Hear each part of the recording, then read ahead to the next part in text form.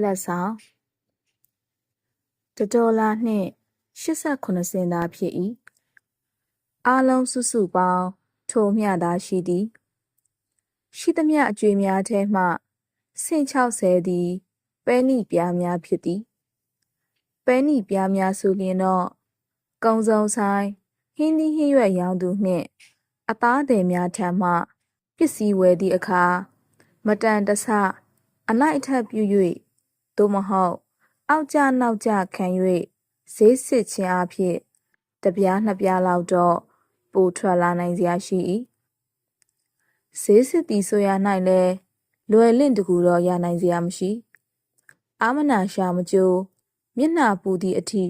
စစ်နိုင်မှရနိုင်မည့်အနေအထားဖြစ်လေသည်ဒဲလာသည်ငွေကိုအကြိမ်ကြိမ်ရေတွက်ကြည့်သည်အခုဆိုလျှင်3ကြိမ်ပင်ရှိသွားပြီနောက်ထပ်တစ်ကြိမ်ရေတွက်ကြည့်ပြန်သည်$နှင့်89 စင်သာရှိ၏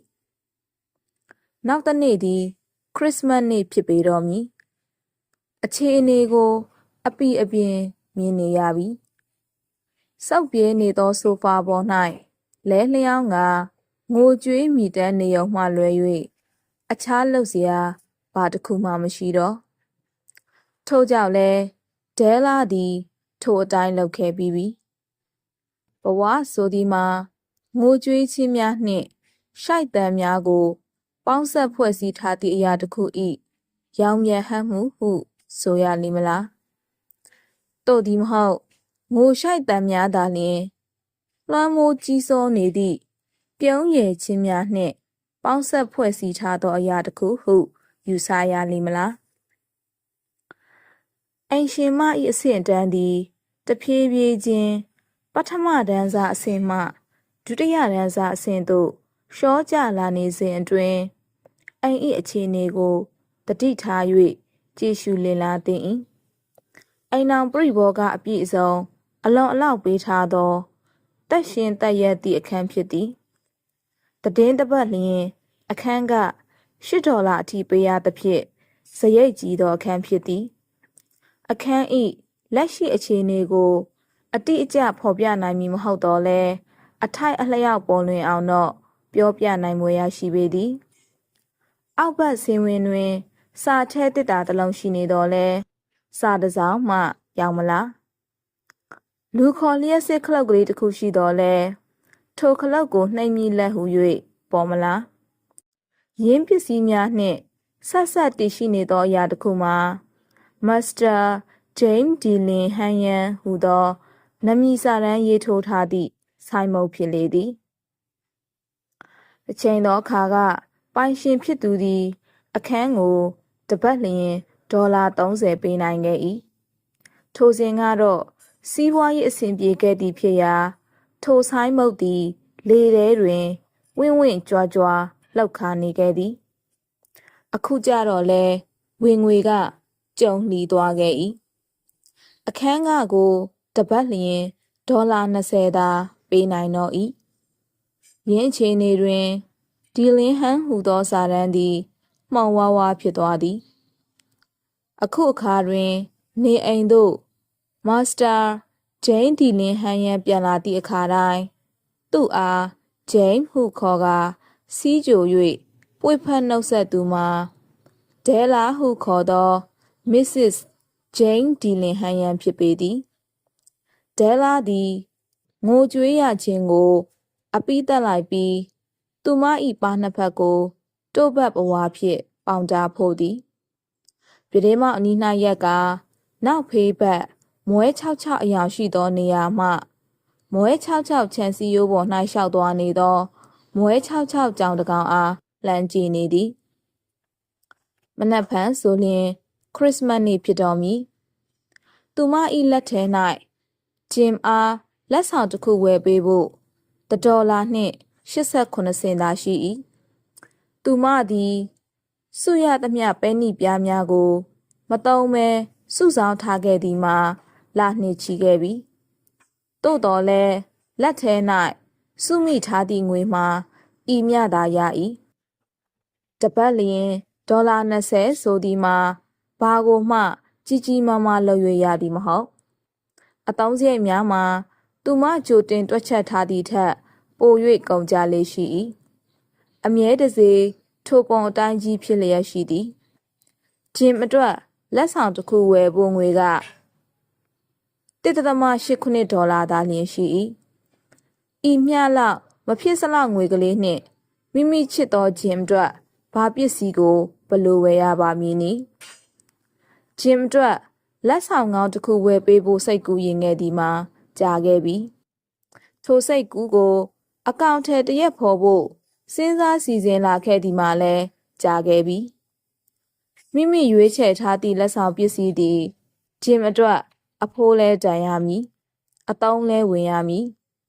ထိုလက်ဆောင်ကိုရရှိပိုင်ဆိုင်ရသည့်အတွက်ဂျင်တွင်ဂုဏ်သိက္ခာလဲမြင့်မားတိုးတက်လာရမည်အခန်းထဲရှိပဒင်းမောင်များကြားတွင်ကိုလုံးမုံမှန်တစ်ချက်ကြီးတက်ဆင်ထားသည်တပတ်$8တန်အခန်းတွင်မှာကိုလုံးမုံမှန်ကိုမြင်ဘူးကောင်းမြင်ဘူးကြလိမ့်မည်ထိုမှန်မျိုးသည်လူလုံးလူဖန်သေးပြီးပေါ့ပါတွက်လက်သောလူတစ်ယောက်အဖို့သူရုပ်သူကြည့်ရသည်မှာလွယ်ကူယုံမျှမကအပီအပြင်အပြတ်သားလည်းမြင်နိုင်၏တေးသေးတွေ့တွေ့နှင့်ပိန်ပိန်ပါးပါးရှိလွန်လှသောဒဲလာသည်သူရုပ်သူမှန်ကြည့်ရာ၌အလွန်ကျွမ်းကျင်ပါနံလာပေသည်ဒဲလာသည်သူရုပ်သူကြည့်ဖို့တတိယလာသည့်နှင့်တပြိုင်နက်ရက်နေသောပြင်းမောင်နာမှဖြတ်ကနေခွာပြီးမှန်ရှိသွားရသည်သူမ၏မျက်လုံးများသည်တလက်လက်တောက်ပနေကြသည်စက္ကန့်20ခန့်အတွင်းသူမ၏မျက်နှာသည်အယောင်အဆင်းကင်းမဲ့သွားသည်သူမသည်ခေါင်းမစတုံးကိုဖြီကာကျောနောက်သို့ဖြန့်ချလိုက်လေသည်အခုဆိုလျှင်ဒဲလာတတိယလာပြီဂျိမ်းစ်ဒဲလင်ဟန်ယန်ဆောင်တွင်ဟုအများကတတိထားသည့်သူတို့လင်မယားတွင်ဂုံယူဝင့်ကြွားထိုက်သည့်ပစ္စည်းနှစ်ခုကိုပိုင်ဆိုင်ထားကြသည်တစ်ခုမှာဂျင်၏ရွှေလက်ပတ်ကြိုးဖြစ်၏ရင်းပစ္စည်းမှာတစ်ချိန်ကဂျင်၏အဖေနှင့်အဖိုးတို့၏ကိုပိုင်ပစ္စည်းတစ်ခုဖြစ်ခဲ့ဘူး၏သူတို့လင်မယားပိုင်ဆိုင်သည့်ဒုတိယပစ္စည်းမှာဒဲလာ၏စပင်ဖြစ်သည်ထိုစပင်မှာလည်းသူတို့အတွက်ဂုံတက်စေခဲ့သောပစ္စည်းပင်ဖြစ်၏အကယ်၍များရှိပါဘုရင်မသည်ဤတိုက်ခန်း၏တစ်ဖက်မျက်နှာချင်းဆိုင်အခန်း၌နေထိုင်လျက်ရှိသည်ဆိုပါစို့ဒဲလာကသာခေါင်းလျှော်ပြီးသူမ၏စပင်ကိုပဒင်းပေါင်းမှရက်၍အချောက်လှမ်းနေမည်ဆိုကာဘုရင်မရှိပါဝတ်ဆင်ထားသမျှအဖိုးထိုက်အဖိုးတန်ကြမဲ့ရတနာအလုံးသည်တန်မိုးရုပ်ရော့သွားမည်မှာတေးကြ၏အကယ်၍များဆော်လမွန်ဘုရင်ကြီးသည်သူပါရတနာပစ္စည်းများအလုံးကိုမြေတိုက်ခန်းထဲ၌အစုလိုက်အပုံလိုက်ထားရှိကာဤအခန်း၌အဆောက်လာလုပ်သည်ဆိုပါတော့ဂျင်သည်အခန်းမှဖြတ်သွားတိုင်းသူ့ရွှေလက်ပတ်နိုင်ရီကျိုးကိုယူ၍ကြည့်လိုက်မိသားဖြစ်သည်ယခုအခါဒဲလာ၏လှပသောစပင်သည်သူမ၏ကျောနောက်ဘက်တွင်ရေတကွန်တစ်ခုတွေ့ကြနေသည်နှင့်ကြလျက်ရှိ၏အညိုရောင်ရေများစီးကျနေသည်ဟုထင်ရ၏စပင်သည်သူမ၏ဒူးအောက်သို့ရောက်တဲ့တစ်ဖြစ်သူမအတွက်ဝတ်ယုံအင်ကြီးတစ်ထဲနောက်ဘက်မှပိုးပေးထားသည်နှင့်တူသည်သူမသည်စပင်ကိုလျင်မြန်စွာဆွဲယူလိုက်ပြီးတစ်ချက်မျှငုပ်ကြည့်လိုက်သည်သူမသည်ခြီတုံချတုံဖြစ်လျက်ရှိ၏သူမ၏မျက်လုံးအစုံမှမျက်ရည်ပေါက်ကြီးနှစ်ပေါက်သည်ကျဲမြင်ပေါ်၌ခင်းထားသည့်စောက်ပြဲနေသောကော်စောပေါ်သို့ကျဆင်းသွားလေသည်ဒဲလာသည်အညိုရောင်ဂျက်ကက်အင်ကြီးဟောင်းကိုတွားယူသည်အညိုရောင်အုတ်ထုပ်ကိုလည်းယူ၍ဆောင်းသည်သူမ၏စက်ကက်ကလနာလေးများသည်သူမ၏လှုပ်ရှားမှုကြောင့်လှိုင်းထနေကြသည်မျက်လုံးများသည်ဝင်းလက်တောက်ပနေစေဖြစ်၏သူမသည်အခန်းတကားပေါက်စီသို့ခတ်တုတ်တုတ်လျှောက်သွားသည်တကားကိုဖွေ၍လှေကားအတိုင်းဆင်းကလမ်းမော်သို့ထွက်သွားသည်သူမသည်မဒန်ဆိုဖရိုနီစပင်အမျိုးမျိုးဝယ်သည်ဟူသော ဆိုင်းမုတ်ချိတ်ထားရာတိုက်ခန်းရှိ၌ရက်သည်ဒဲလာသည်လှေကားမှအပြေးတက်သွားသည်အခန်းထဲရောက်သွားသည့်အခါမောဟိုက်နေသဖြင့်အသက်ပင်မှန်မှန်မရှူနိုင်အခန်းရှင်မဒမ်သည်ဝဝဖိုက်ဖိုက်အသားဖြူဖြူအမူအရာအေးသည့်အေးဆက်နှင့်ဖြစ်သည်ရှင်ကျမစပင်ဝယ်မလားဟုဒဲလာကမေးသည်ငါကစပင်ဝယ်တာပဲဝယ်မှာပေါ့ဟုအမျိုးသမီးကြီးကဖြေသည်မင်းအုတ်ထုပ်ကိုချွတ်လိုက်တို့များမင်းစပင်ကိုကြည့်ရအောင်အညိုရောင်စပင်သည်ထွေးကနေကြလာသည်အမျိုးသမီးကြီးကစပင်ကိုခပ်ဖွားဖွားဆွဲကင်ကလက်နှင့်စား၍ကြည့်ရင်ဒေါ်လာ20ရမယ်ဟုပြောသည်ဒါဆိုလျှင်ငွေမြတ်မြတ်ပေးပေတော့ဟုဒဲလာကပြန်ပြောသည်နောက်2နာရီခန့်အတွင်းနှင်းစီရောင်အတောင်ပံနှစ်ဖက်နှင့်ငှက်မကလေးသည်လျင်မြန်တွက်လက်စွာမြူးထူးဖြန်တန်းလျက်ရှိ၏အသားဟင်းစင်းကောကြော်ကလေးနှင့်ညစာစားဖို့ကိုမေ့သွားပြီးသူမသည်သူမ၏လင်သည်ဂျင်အတွက်လက်ဆောင်တစ်ခုပဲရန်စတိုးဆိုင်အားလုံးကိုတစ်ဆိုင်ဝင်တစ်ဆိုင်ထွက်ပိုက်ဆိုင်တက်လျက်ရှာနေ၏နောက်ဆုံးတွင်ဒဲလာသည်သူမ၏ယောက်ျားအတွက်သူမလိုက်လံရှာဖွေနေသည့်ပစ္စည်းကိုတွေ့ရသည်ထိုပစ္စည်းသည်ဂျင်တူတဲ့အတွက်အထူးတလဲစီမံပြုလုပ်ထားခြင်းဖြစ်၍တခြားသူတွေအတွက်ရည်ရွယ်ထားဟန်မတူဟုပင်ထင်မိ၏အဘယ်စတိုးဆိုင်မှဤပစ္စည်းနှင့်တူသောအရာကိုမတွေ့ခဲ့သူရောက်ခဲ့သမျှဆိုင်အားလုံးတွင်ပစ္စည်းအားလုံးကိုစိတ်ရှည်လက်ရှည်မှွေနှောက်ခဲ့ပြီးပြီဤပစ္စည်းလောက်ကြိုက်စရာကောင်းသည့်ပစ္စည်းဟု၍တခုမှမတွေ့ခဲ့သူတွေ့ခဲ့သည်မှာပလက်တီနမ်အိတ်ဆောင်ရွှေနာရီကြိုးဖြစ်၏ရိုးရိုးရှင်းရှင်းနှင့်ရင်ရင်ကလေးလှအောင်ပြုလုပ်ထားသောပလက်တီနမ်ကြိုးဖြစ်သည်အပေါ်ရန်ရွှေမုံကျဲ၍အထဲကနောက်ချေခံပစ္စည်းမျိုးမဟုတ်တကယ်လက်ရာမြောက်အောင်လှပစွာတစားဆင်၍ပြုလုပ်ထားသောပစ္စည်းဖြစ်၏ဒဲလာသည်ထိုပစ္စည်းကိုမြင်လျင်မြင်ချင်းဤပစ္စည်းသည်ဂျင်အတွက်ဖြစ်ရမည်ဟုစိတ်ထဲကအလိုလိုတည်လာခဲ့သည်အန်နီရသောလှပမှုရှိနေသဖြင့်တန်မိုးပို၍တက်လာခြင်းဖြစ်သည်ဟုဒဲလာကယူဆသည်ဤပစ္စည်းအတွက်ဒဲလာထံမှသူတို့ယူသည့်ငွေမှာ$20ဖြစ်၏သူမသည်ဆိုင်မှတောင်းခံသည့်ငွေကိုပေးပြီးနောက်လက်ကျန်ငွေ89စင်ကိုပိုက်၍အိမ်ပြန်လာခဲ့သည်ဤနိုင်ဤကျိုးကိုသာတတ်ထားလိုက်ပါကဂျင်သည်အများ၏အလဲတွင်များစွာတင့်တယ်နေလိမ့်မည်မှာမလွဲဧကံမင်ဤကျိုးကြောင့်ဂျင်၏နာယီသည်ပို၍ခန့်ညာခြင်းထဲဝါခြင်းနှင့်ကြက်တရေရှိခြင်းစသည်များရှိလာလိမ့်မည်မှာမလွဲပေမိမိလိုချင်သောပစ္စည်းတစ်ခုကိုရသဖြင့်မုံမြင်လေမြင်ဖြစ်ကာကြတော့မြင်မကြဖြစ်ပြီးပြန်လာခဲ့သောဒဲလာသည်အိမ်ပြန်ရောက်သည့်အခါဆင်ញင်စဉ်းစားတတ်သောအသိဉာဏ်ပြန်ဝင်လာ၏သူမ၏ဦးခေါင်းမှသပင်သည်မြည်မျှအထိရုပ်ပြက်ဆင်းပြက်ဖြစ်သွားသည်ကိုပြန်ကြည့်ဖို့တတိယလာသည်သူသည်သူ့တကိုယ်လုံးရှိအပြက်စီးများကိုပြန်ကြည့်ကာပြန်လည်လှပလာအောင်ပြုပြင်သည်မိနစ်40ခန့်အတွင်းသူမ၏ပုံပန်းပြက်ဖြစ်နေသောသပင်ကိုစိတ်ရှည်လက်ရှည်ပြုပြင်ခဲ့ရာအံ့ဩဖွယ်ကောင်းလောက်အောင်ပင်ပြန်လည်လှပလာသည်သူမသည်သူမ၏ရုပ်လွှာကိုမှန်တဲ၌ကြည့်ကာတတိကြီးစွာဖြင့်ဝေဖန်ဆန်းစစ်လျက်ရှိ၏တကယ်လို့ဂျင်အနေနဲ့ငါ့ကိုဒုတိယအကြိမ်ထပ်မကြည့်ပဲတက်လာဖြတ်လာမလုပ်ဘူးဆိုရင်တော့ငါ့ကိုကိုနေကျိုးကအဆိုတော်ကောင်မလေးတယောက်နဲ့တူလိုက်တာလို့ပြောမှာပဲဟုတ်ဒဲလာကသူ့ကိုယ်သူပြောသည်ဒါပေမဲ့ခတ်နေတာကငွေကလေး$89စင်နဲ့ဘာလုပ်လို့ရမှာလဲ9နာရီထိုးသည့်အခါဒဲလာသည်ကော်ဖီကိုဖြော်ထားလိုက်ပြီးဒဲအိုးကိုမီးပေါ်၌တင်ကအသားဟင်းတစ်ခွက်ချက်ရန်စီစဉ်သည်ဂျင်သည်ဘယ်တော့မှနောက်ကျတတ်သူမဟုတ်ဒဲလာသည် နိုင်ရီပလတီနမ်ကျိုးကိုလက်နှင့်ဆ၍ကြည်ရင်ဂျင်ဝင်လာလေးရှိသောတကားအနီးတောက်ထဲရှိစပွဲ၌ဝင်ထိုင်သည်ထို့နောက်မကြခင်မှာပင်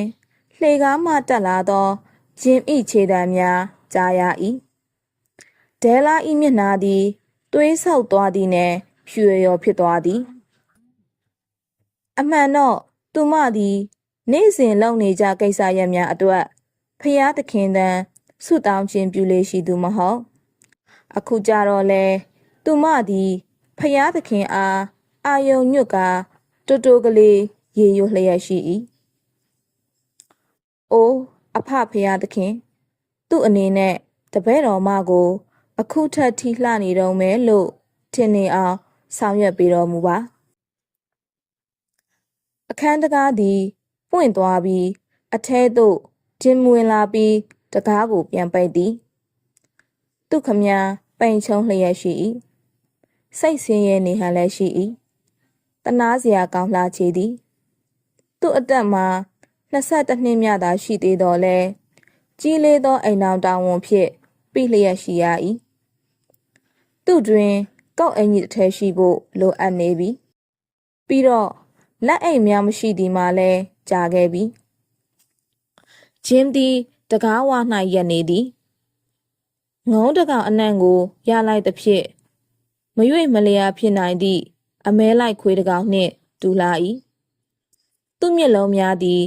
ဒဲလာအပေါ်စူးဆိုင်နေကြသည်သူ့မျက်လုံးများသည်တစုံတရာကိုဖော်ပြလျက်ရှိတော်လဲဒဲလာသည်အရိပ်လက္ခဏာကိုမခံမှန်းနိုင်သို့တော်လဲထိုမျက်လုံးအကြည့်သည်သူမအားကြောက်လန့်ခြောက်ခြားစေသည်သူ၏အကြည့်မှာဒေါသလည်းမဟုတ်အံ့အားသင့်ခြင်းလည်းမဟုတ်ဝမ်းနည်းကြေကွဲခြင်းလည်းမဟုတ်သဘောမကျခြင်းလည်းမဟုတ်ကြောက်လန့်ခြင်းလည်းမဟုတ်ဒဲလာကြိုတင်မျှော်လင့်ထားသည့်အရာများကိုဖော်ပြနေသောအကြည့်မဟုတ်သူအကြည့်မှာဒဲလာ၏မျက်နှာကိုစူးစူးရဲရဲစိုက်ကြည့်နေခြင်းဖြစ်၍မျက်နှာထားမှာအရိပ်အကဲဖမ်း၍မရနိုင်လောက်အောင်ထူးဆန်းလျက်ရှိပေသည်ဒဲလာသည်စပွဲ၌ထိုင်နေရာမှထကားဂျင်ထန်သို့ရှောက်သွားသည်ဂျင်အချစ်ရဲ့ဟုဒဲလာကခေါ်သည်ဒဲလာကိုအဲ့တလိုအကြည့်မျိုးနဲ့မကြည့်ပါနဲ့ကွယ်ဒဲလာစပင်ဖြတ်ပြီးရောင်းပေးလိုက်တာဟာမောင်ကိုခရစ်စမတ်လက်ဆောင်မပေးဘဲမနေနိုင်လို့ပါစပင်ဟာမကြခင်ပြန်ရှည်လာပါမှာမောင်အနေနဲ့စပင်တိုးသွားလို့ကြည့်ရတာမလှတော့ဘူးလားဟင်ဘာပဲပြောပြောဒဲလာရဲ့စပင်တွေဟာတိတ်တန်တာချက်ချင်းလိုပြန်ရှည်လာမှသိကြပါတယ်မောင်အတွက်ပျော်ရွှင်စရာခရစ်စမတ်ဖြစ်ပါစေလို့ဒဲလာဆုတောင်းပေးပါတယ်မောင်နဲ့ဒဲလာပျော်ပဲနေကြရအောင်လားမောင်ကတော့တိမှမဟုတ်သေးဘူးဒဲလာလေမောင်အတွက်အကောင်းဆုံးနဲ့အလှဆုံးလက်ဆောင်တစ်ခုဝယ်ထားတယ်မောင်ရဲ့သိရဲ့လားမင်းစပင်တွေကိုဖြတ်ပစ်လိုက်တယ်နော်ဟုတ်လားဟုတ်ဂျင်ကဒဲလာဤမျက်နှာကိုစစ်ကြည့်ပြီးမေးသည်ဟုတ်တယ်မောင်ဒဲလာလေစပင်ကိုဖြတ်ပြီးရောင်းပစ်လိုက်တယ်ဟုတ်ဒဲလာကဖြေသည်ဘာလဲဒဲလာကိုမောင်သဘောမကျတော့ဘူးလားဘာပဲဖြစ်ဖြစ်ဒဲလာဟာအရင်ဒဲလာပါပဲမောင်ရဲ့စပင်မရှိတော့လဲဒဲလာဟာဒဲလာပါပဲဂျင်သည်အခန်းပတ်ဝန်းကျင်ကိုအထူးအဆန်းတစ်ခုတစ်ဖွဲလှည့်ပတ်ကြည့်နေသည်မင်းကပြောတယ်မင်းစပင်နေမရှိတော့ဘူးတဲ့အဲ့ဒါတကယ်ပြောတာလားဟုတ်ပြန်မေးနေသည်သူ့မျက်နှာထားသည်ဥတီးဥကြောင်ဖြစ်နေသည့်ပုံပေါင်းနေသည်ဒဲလာရဲ့စပင်ကိုမောင်လိုက်ရှာနေဖို့မလိုပါဘူးဟုဒဲလာကပြောသည်ဒဲလာရဲ့စပင်ကိုရောင်းပစ်လိုက်ပြီးမောင်ရဲ့ဒါကြောင့်ဒဲလာရဲ့စပင်ဟာအိမ်မှာမရှိတော့ဘူးဒီနေ့ဟာခရစ်စမတ်ပွဲတော်ရဲ့အကြိုညခင်ဆိုတာမောင်တတိယမှာပေါ့ ဒဲလာပေါ်မှာလဲကျင်နာတနာမှာပေါ့ဒီစပင်ကိုရောင်းလိုက်တာဟာမောက်အတွက်ပဲမဟုတ်လားဒဲလာရဲ့အချစ်ဟာမောက်အပေါ်ဘလောက်အထိကြီးမားတယ်ဆိုတာသိတဲ့သူဘယ်သူမှရှိမယ်မထင်ပါဘူးမောင်ရဲ့ကဲပါလေမောင်ညက်နေစာစားတော့မလားမိန်မောတွေဝေက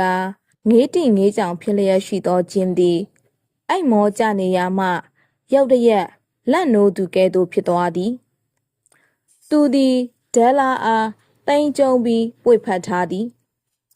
ဤအခိုက်အတန့်သည်10 ဆက်ကလောက်တော့ရှိမည်ထင်သည်ရင်းစက္ကန့်အတွင်းဂျင်နှင့်ဒဲလာတို့၏လှောက်ရှားမှုများကိုအသေးစိတ်မြင်စရာကြည့်စရာမလိုဟုယူဆသည်ဤ10 ဆက်ကသည်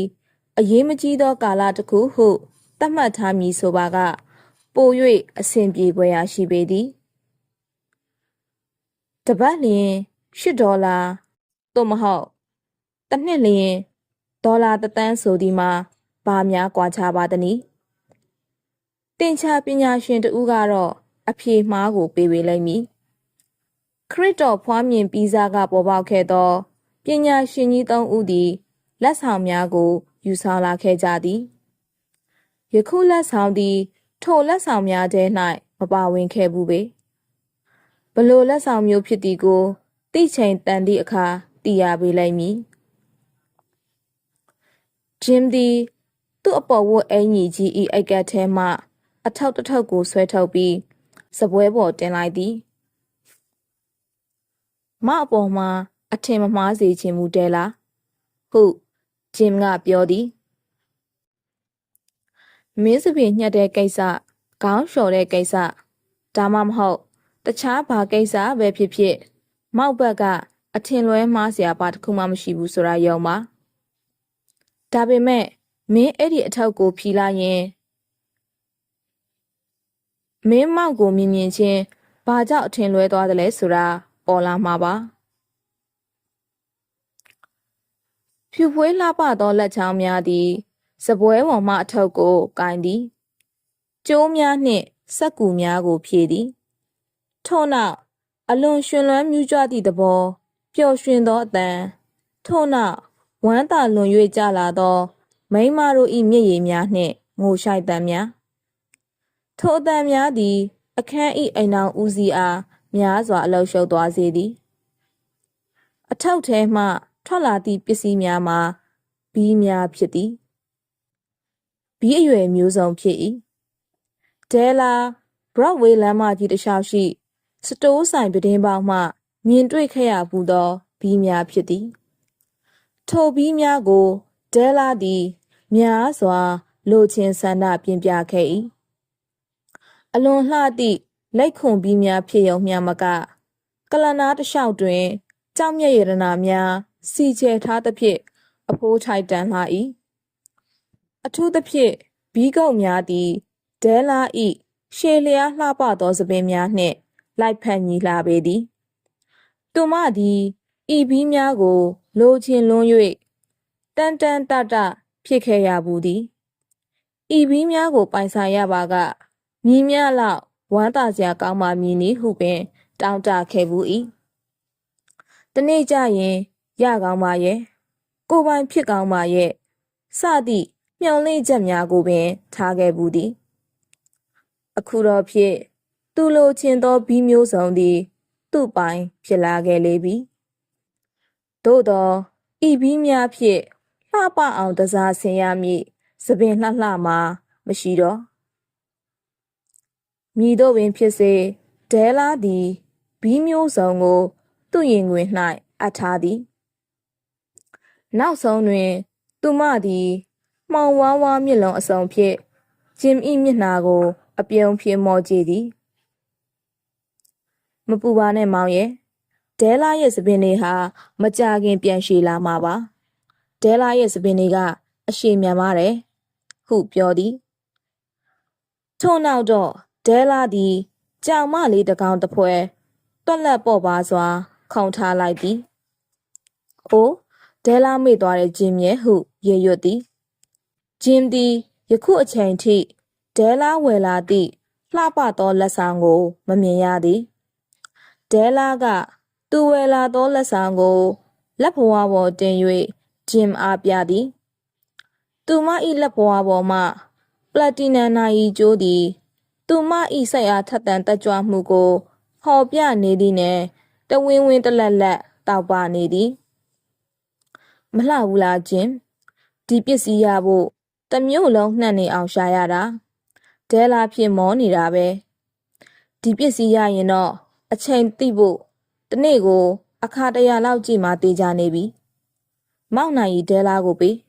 အဆင်ပြေမပြေဒီကျိုးတက်ကြည့်ရအောင်လှတော့လှနေမှတေးကြတယ်ဂျင်သည်ဒဲလာခိုင်းသည့်အတိုင်းမလုပ်ပဲနှစ်ယောက်ထိုင်ဆိုဖာပေါ်သို့ခြေပြစ်လက်ပြစ်လှဲချလိုက်သည်လက်များကိုသူ့ခေါင်းနောက်မှထိုးသွင်းကသူ့စိတ်ကူးနှင့်သူပြုံးနေသည်ဒဲလာရေဟုဂျင်ကအတန်ပေးသည်မောင်တို့ရဲ့ခရစ်စမတ်လက်ဆောင်တွေကိုအခုလောလောဆယ်တနေရာမှာတင်ထားပြီးမေ့ထားလိုက်ကြရအောင်ဟုပြောသည်ပစ္စည်းတွေက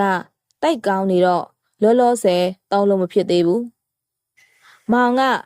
မင်းအတွက်ဘီးတွေဝယ်ချင်တာနဲ့နာယီကိုရောင်းပြီးဝယ်လာခဲ့တယ်ကဲကွာ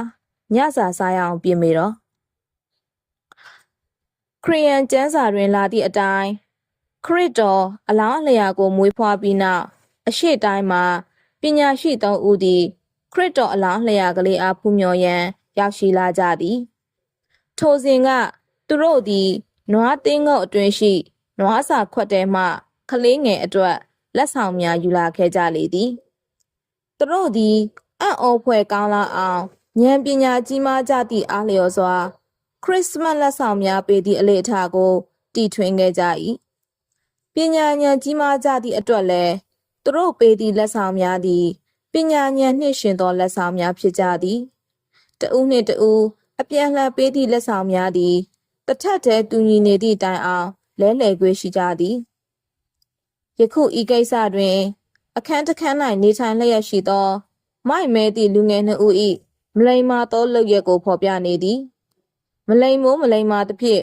တဦးကတဦးအတွက်အနစ်နာခံမှုများကိုဖော်ပြလျက်ရှိတို့တစေလဲရင်းအနစ်နာခံမှုအတွက်အိမ်ထဲမှအဖိုးတန်ပစ္စည်းများကိုအဆုံးခံခဲ့ကြသည်ဖြစ်ရာဆွလွတ်မှုများကိုလည်းပြုလုပ်ခဲ့ကြသည်ဟုဆိုနိုင်စရာရှိပေသည်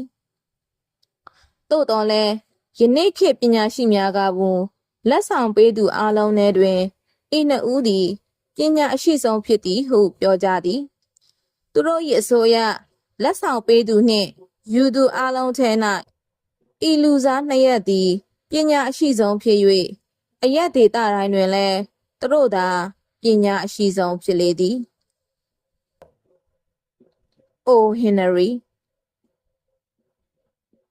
ဘာသာပြန်သူမောင်ထွန်းသူ